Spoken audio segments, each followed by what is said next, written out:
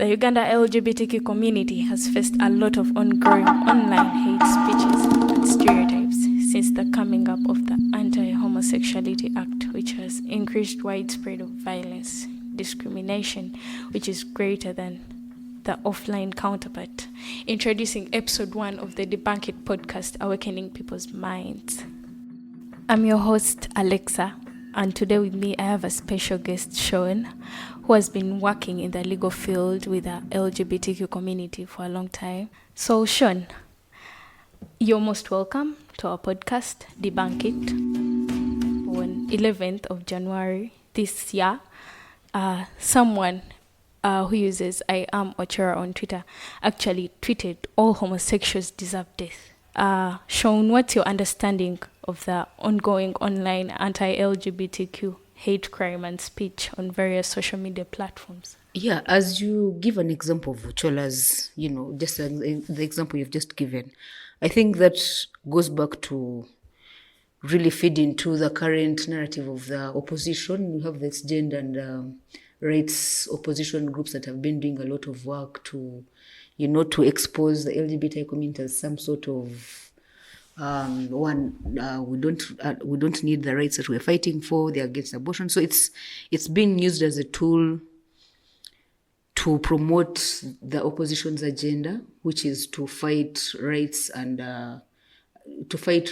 gender diversity specifically. And for me, we've seen it even come out more recently. It has been going on for a while, but we've come to see it more recently, especially when the conversations around the Anti-Homosexuality Act started, and even when we saw last year, I think it was early last year, when we saw the rise of the ex-gay movement that this Elisha person apparently belongs to, and we've seen them actively use it as a tool to promote hate, to promote violence.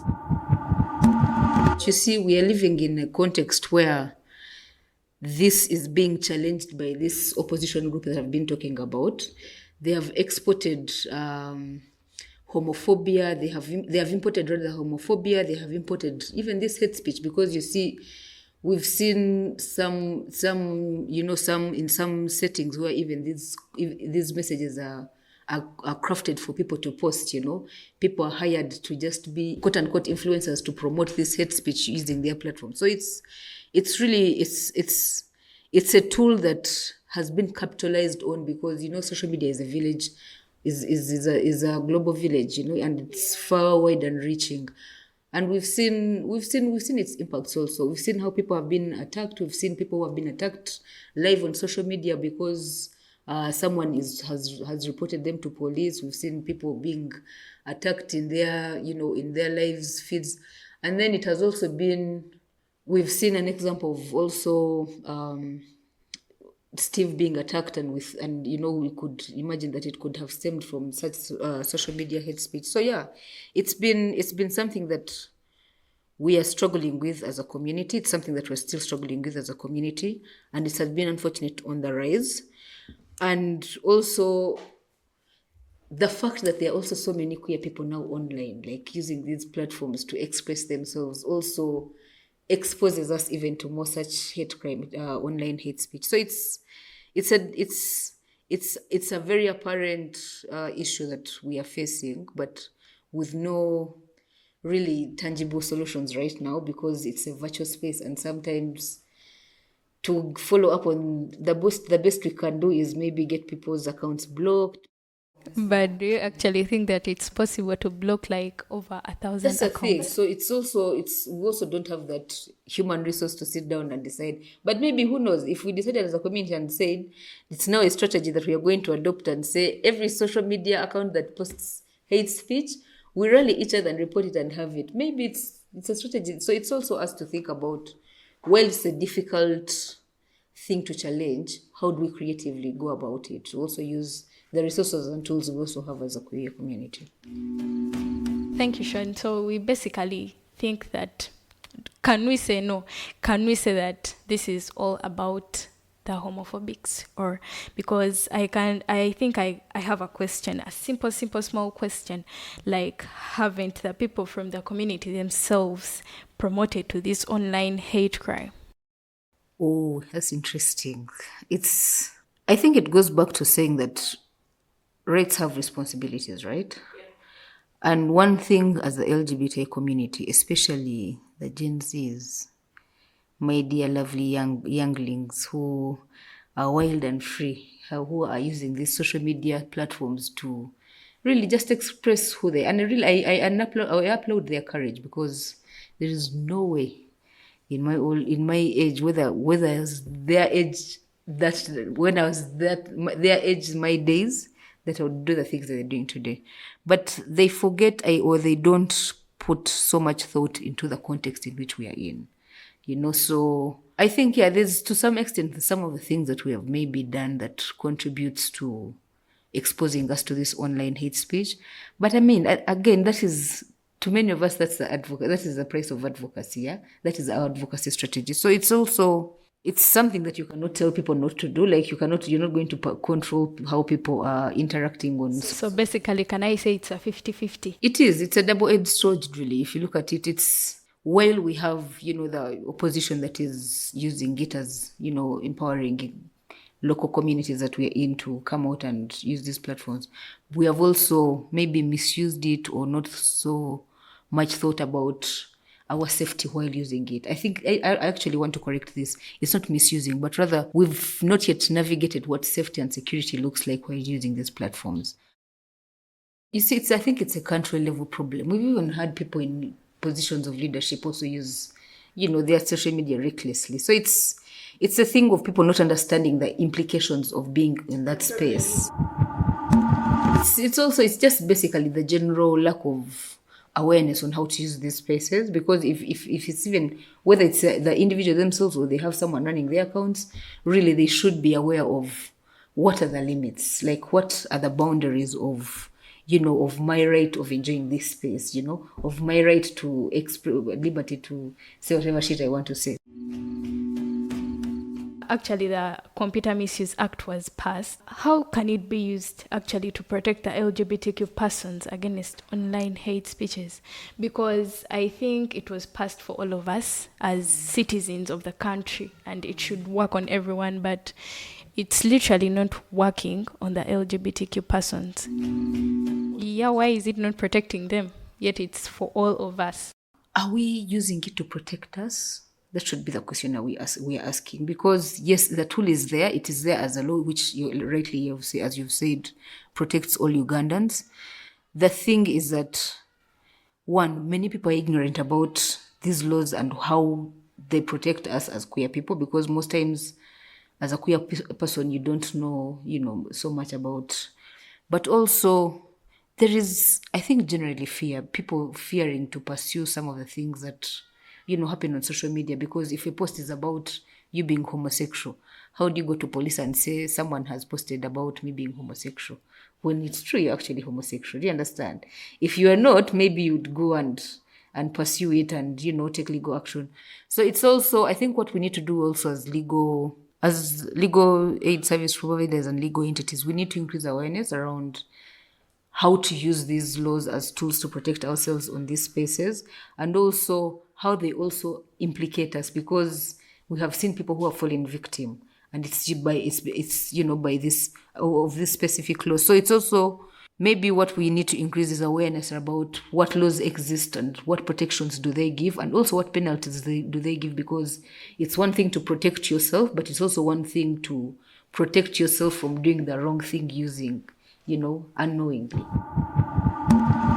I think it starts with, at a personal level, by collecting the evidence that you have, because legally you need evidence to prove your case, right?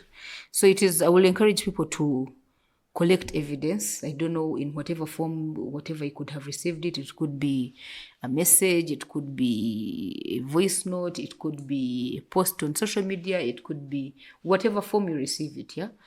And make sure that you know who it comes from, because it's one thing to know that I received, I'm being a target of hate speech when I don't know where it comes from, But if I'm sure that, I've been targeted by this specific person, and that is why we have legal aid. I think there are revenues of seeking support. Reach out to we have several legal service providers within the community. Reach out to them and see how, to follow up these cases, especially if if you know the perpetrators, and also in cases where you are not, confident enough to pursue legal action, even documenting them, having them documented, and we produce violations report, having those documented and increasing visibility about, the issues themselves and their impacts on our communities is also a way of helping, bring attention to this issue and also helping solve it in the long run.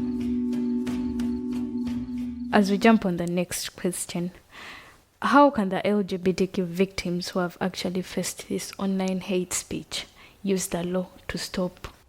Pursuing some of these things has a cost, yeah? It may be a mental health cost, it may be even a financial cost, but it takes courage. Like I said, you have to have the courage. And this is advocacy that we are doing, yeah? For you to choose to pursue such a matter that is an online violence or online hate speech issue, you have to really be, because you have to, we know how our cases are. You will be exposed to the media, so it takes, like I've said, you have to come for legal aid, which includes legal advice on how the matter can be handled. There are different ways that maybe we could explore how it could be handled, but if it is for actually making sure that LGBT people are safe online, that is what we call strategic litigation. So taking it on as an issue for strategic litigation and saying, we have documented, let's say these are 100 LGBT people with experiences of online hate. Then we go to court and pursue that to show. But because what strategic litigation does, it provides protection, not just for a specific group, but it's a wider. So it's something that while the LGBT community can, pursue that, it can bring protection for the wider general population.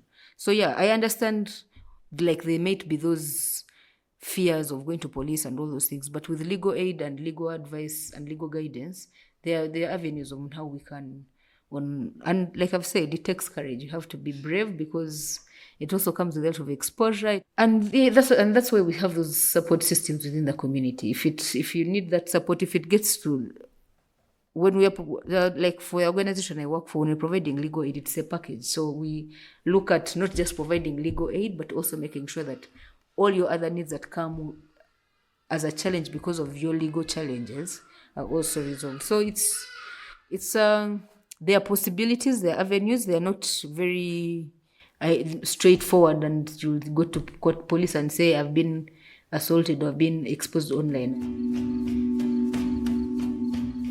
If you collect that evidence and you go to court as someone from the community, can you be helped? So that's the thing. We are a wide community. Like, of course, I'm not saying that I am going to be, we're going to hear what. So it's just providing you with this information and knowing that you have, like, if you're sure that they will listen to this podcast, they now know that there's an organization they can reach out to that can maybe link them to these support services. So, and also yours, as other queer people, wherever you're in your communities, look out for each other. If people need such kind of support, reach out to, spaces that you could think could provide the support.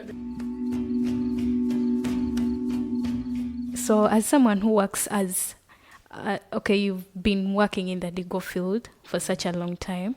You said 8 years almost. Yeah. So what can be done to reduce on the online hate speech and stereotypes that are faced by the LGBTQ individuals? What we need to do is counteract the things that are happening on those platforms. Also, us as a community, increase your visibility on those. If people attack you, attack them back. Like, I mean, we have to go bare knuckles at some point, because what are you going to do? You're not going to go to police and take a message that says, this person abused me, that I'm a homosexual, yeah?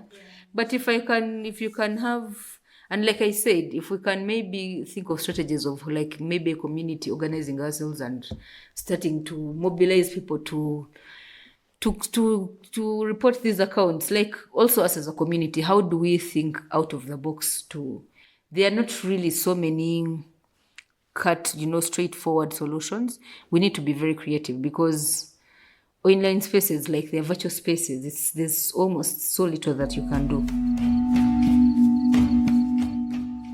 Thank you, Shawn. It has actually been a great moment sharing with you.